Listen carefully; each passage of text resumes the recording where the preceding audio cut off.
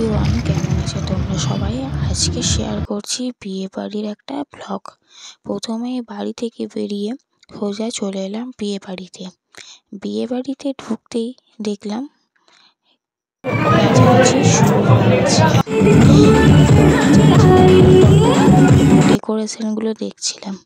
ডেকোরেশনটা ভালোই ছিল মোটামুটি, বেশি তো দেখার সুযোগ হয়ে ওঠেনি। ঢুকেই প্রথমে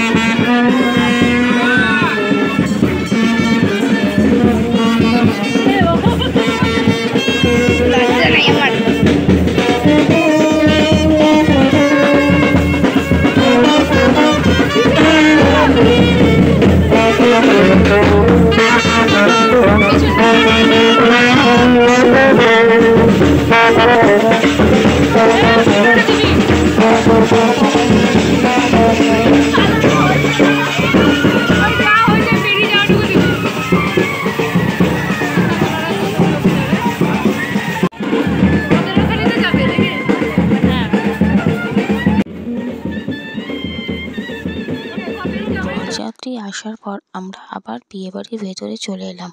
বিয়েবাড়ির ভেতরে দেখি নাচ গান হচ্ছে। এরা একটা ছেলে আর মেয়ে, এরা না গানের সাথে ম্যাচ করে নাচার চেষ্টা করছে এবং আমাদের মনোরঞ্জন করার চেষ্টা করছে। সেটা দেখে খুবই ভালো লাগলো যে একটা ছেলে একটা মেয়ে হয়ে শুধুমাত্র এন্টারটেন করার জন্য গানের সাথে তাল মিলিয়ে নাচছে। পর সরাসরি আমরা চলে এলাম স্টার্টার কাউন্টারে। নিয়ে নিলাম কফি এবং তারপর খেয়ে নিলাম টপাটপ করে ফুচকা। ফুচকাটা খুবই টেস্টি ছিল, আলুটাও খুব ভালো করেই মেখেছিল। তার সাথে বলছিলাম একটু বেশি করে ঝাল দাও। এই আমরা ভালোভাবে বুঝে তার ফুচকার পাশেই ছিল ভেজ পকোড়া। এই ভেজ পকোড়া সস দিয়ে ভালোভাবে দিয়েছিল, কিন্তু এতটা বেশি লবণ ছিল যে খাবার অযোগ্য হয়েছিল, তাই আমরা খেতে পারিনি। তারপর বিয়েবাড়ির ডেকোরেশনটা একটু ভালোভাবে দেখছিলাম, কেমন ডেকোরেশন করেছে। ঢুকেই তো প্রথমে স্টার্টার কাউন্টারে ওইদিকে ডেকোরেশনটা ছিল, কিন্তু তার পাশে যে আরও ডেকোরেশন করা ছিল, গণেশ করেছে, এদিকে আরও লাইটিং, সেগুলো একটু ঘুরে ঘুরে দেখছিলাম। সেগুলো করেছে, খুব ভালো লাগছিলো। তার পাশেই ছিল স্টেজটা যেখানে নাচানাচি চলছিল এবং তার পাশেই ছিল স্টার্টার কাউন্টার। এইভাবেই বিয়েবাড়িটা ঘুরে ঘুরে দেখলাম এবং তোমাদেরকে দেখানোর চেষ্টা করছি। ডেকোরেশনটা খুবই ভালোই ছিল। নাচানাচি, ডেকোরেশন সমস্ত কিছু দিক থেকে গানে একটা হট্টগোল শুনতে পেলাম। নাচছিল, তাদেরকে আরও অনেক গানের অফার করা হচ্ছিল এবং তাদেরকে নাচার জন্য বলা হচ্ছিল। চেষ্টা করছি।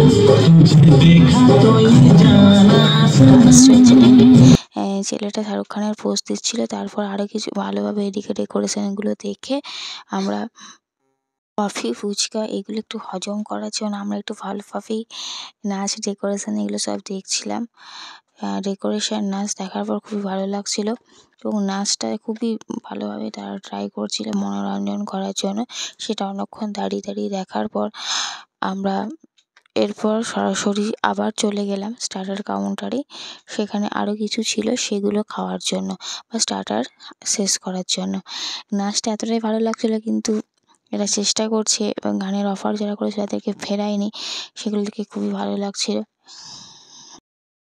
কোন গানে নাচতে পারে এটা তোমরা কমেন্ট করে অবশ্যই জানিও।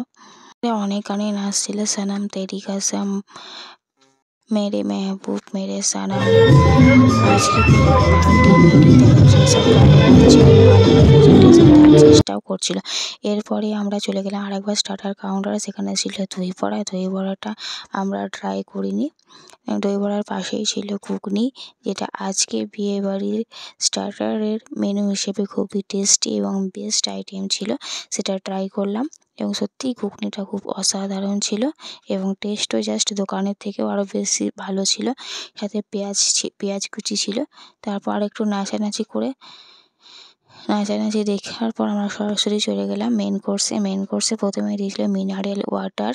এটা হয়তো মিনারেল ওয়াটার কিনা জানা নেই। তারপরে দিয়েছিল মেনু কার্ডটা তোমরা পজ করে দেখে নিতে পারো একবার কী কী মেনু ছিল। তারপর দিচ্ছিল টিস্যু, তারপর স্যালাড, সস, ভেজ কাটলেটটা খুবই ভালোই ছিল খেতে। ভেজ কাটলেটটা খুবই টেস্টি ছিল। এটা কিসের ভেজ কাটলেটটা বুঝলাম, কিন্তু ভেজের মধ্যে কী দিয়ে তৈরি করে সেটা বুঝতে পারিনি। তারপর দিল নানপুরি আর কাবলি চানা দিয়ে নানপুরিটা খেতে খুবই টেস্টি ছিল, কিন্তু নানপুরি চাইলেও দুটো তো আর চাইতে পারছি না, একটা খেয়েই মন ভরিয়ে নিতে হয়েছিল। তারপরেই পাতে পড়ে গিয়েছিল বিরিয়ানি আর ফ্রায়েড রাইস। এটা অপশনাল ছিল, কিন্তু আমরা দুটোই ট্রাই করেছিলাম, তাই আমরা একে অপরকে শেয়ারও করেছিলাম বিরিয়ানি এবং ফ্রায়েড রাইসের সাথে ছিল পনির বাটার মশালা। পনিরটা খুবই সফট অ্যান্ড টেস্টিও ছিল এবং ফ্রেশ ছিল। ফ্রায়েড রাইস দিয়ে পনির বাটার মশলাটা খেতে খুবই ভালোই লাগছিল। এই দিয়ে আমরা শেয়ার করেছিলাম ফ্রায়েড রাইস এবং পনির বাটার মশলাটা। তারপরে পাতে পড়ে গেছিলো ভাত, ডাল, এঁচোড় আলু। এই এঁচোড় তো বাড়িতে খাওয়া হয় না, তাই বিয়েবাড়িতেই ট্রাই করেছিলাম এঁচোড় আলু দিয়ে ভাতটা মেখে। খুবই দারুণ লাগছিলো। বাড়িতে আমরা এঁচোড় খাই না, কিন্তু তবু বিয়েবাড়িতে খেয়ে ফেললাম। তারপরে পাতে পড়ে গেল চাটনি, পাঁপড়, মিষ্টি, আইসক্রিম। আর বিয়েবাড়িতে ঢোকার পর স্টার্টার, মেন কোর্স এই নিয়ে ছবি তোলার সুযোগ হয়নি, তাই খাওয়া দাওয়া শেষ করে কচিগুলো ছবি তুলে বাড়ি চলে এলাম। ভিডিওটা ভালো লাগে লাইক, কমেন্ট অ্যান্ড শেয়ার করে সাবস্ক্রাইব